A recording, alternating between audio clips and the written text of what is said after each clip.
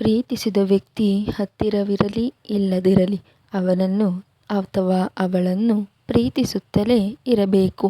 ಅವನು ತನ್ನ ಬಳಿಯಾದರೂ ಇರಲಿ ಇನ್ನಾರ ಹತ್ತಿರವಾದರೂ ಇರಲಿ ಅವನನ್ನು ತುಚ್ಛೀಕರಿಸದೆ ಅವನಿಗೆ ಮಾನಸಿಕ ಹಿಂಸೆ ನೀಡದೆ ಅವನನ್ನು ಅದೇ ತೀವ್ರತೆಯಿಂದ ಪ್ರೀತಿಸುವುದಾದರೆ ಅದುವೇ ನಿಜವಾದ ಪ್ರೀತಿ.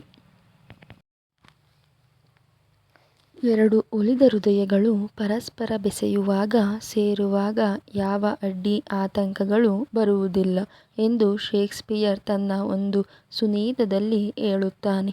ನಿಜವಾದ ಪ್ರೀತಿಯ ಬಗ್ಗೆ ಅವನು ಬಹಳ ಸ್ಪಷ್ಟವಾಗಿ ನಿಖರವಾಗಿ ತನ್ನ ಕವನದಲ್ಲಿ ಬರೆಯುತ್ತಾನೆ. ಪ್ರೀತಿಗೆ ಸಾವನ್ನು ಎದುರಿಸುವ ಶಕ್ತಿಯಿದೆ.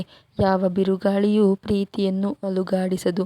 ಪ್ರೀತಿ ವಿಶ್ವಕ್ಕೆ ಬೆಳಕಿನ ದಾರಿ ತೋರಿಸುತ್ತದೆ ಎಂದೆಲ್ಲ ಶೇಕ್ಸ್ಪಿಯರ್ ಹೇಳುತ್ತಾನೆ. ಆದರೆ ಪ್ರೀತಿಸಿದವರು ದೂರವಾಗುವುದು ಬದುಕಿನ ಅತ್ಯಂತ ವಿಸ್ಮಯಕಾರಿ ವಿಪರ್ಯಾಸಗಳಲ್ಲಿ ಒಂದು.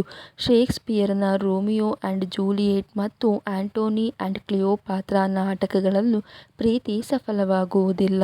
ಜೂಲಿಯೆಟ್ ಇಲ್ಲವೆಂದ ಮೇಲೆ ತಾನೇಕೆ ಬದುಕಬೇಕು ಎಂಬ ನಿರ್ಣಯಕ್ಕೆ ರೋಮಿಯೋ ಬರುತ್ತಾನೆ. ಆಂಟೋನಿ ಇಲ್ಲವೆಂದ ಮೇಲೆ ತನ್ನ ಬದುಕಿಗೆ ಅರ್ಥವಿಲ್ಲವೆಂದು ಕ್ಲಿಯೋಪಾತ್ರ ಅತ್ಯಂತ ದಾರುಣವಾಗಿ ಭಯಾನಕವಾಗಿ ಸತ್ತು ಹೋಗುತ್ತಾಳೆ. ಆದರೆ ಜೂಲಿಯೆಟ್ ಇರದೆ ತಾನು ಬದುಕಬಲ್ಲೆ ಎಂದು ರೋಮಿಯೋಗೆ ಅನ್ನಿಸದಿರದು. ರೋಮಿಯೋ ಇಲ್ಲದೆ ತಾನು ತನ್ನ ಜೀವನ ಸಾಗಿಸಬಲ್ಲೆ ಎಂದು ಜೂಲಿಯೆಟ್ಗೆ ಅನ್ನಿಸದಿರದು. ಆಂಟೋನಿ ಸತ್ತರೂ ತನಗೆ ಇನ್ನೂ ಬದುಕಿದೆ ಎಂದು ಕ್ಲಿಯೋಪಾತ್ರಾಗೆ ಎನ್ನಿಸದಿರದು ಅತ್ಯಂತ ಶೋಚನೀಯ ಸಂಗತಿ. ಅವರು ಅತ್ಯಂತ ಮುಗ್ಧರು ಮತ್ತು ಅಷ್ಟೇ ಮೂಢರು ಮತ್ತು ಬುದ್ಧಿಗೇಡಿಗಳು. ಜೀವನದಲ್ಲಿ ಪ್ರೀತಿ ಮುಖ್ಯ, ಆದರೆ ಅದೊಂದೇ ಎಲ್ಲವೂ ಅಲ್ಲ. ಜೀವನದಲ್ಲಿ ಅನೇಕ ಪುರುಷಾರ್ಥಗಳಿವೆ.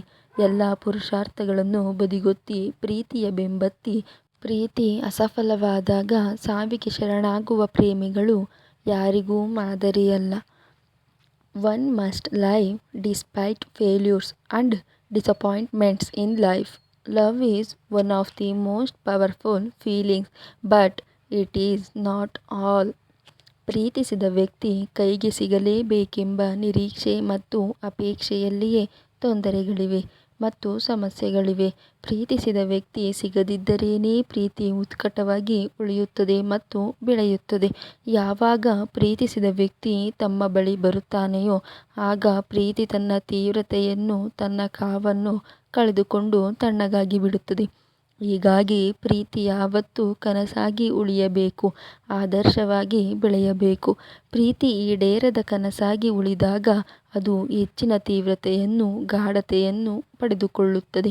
ಎಲ್ಲವನ್ನೂ ಗಾಢವಾಗಿ ತೀವ್ರವಾಗಿ ಉತ್ಕಟವಾಗಿ ಪ್ರೀತಿ ಮಾಡಬೇಕು. ಆದರೆ ಪ್ರೀತಿ ಒಂದು ಕನಸಾಗಿಯೋ ಒಂದು ಆದರ್ಶವಾಗಿಯೋ ಉಳಿದುಕೊಳ್ಳಬೇಕು.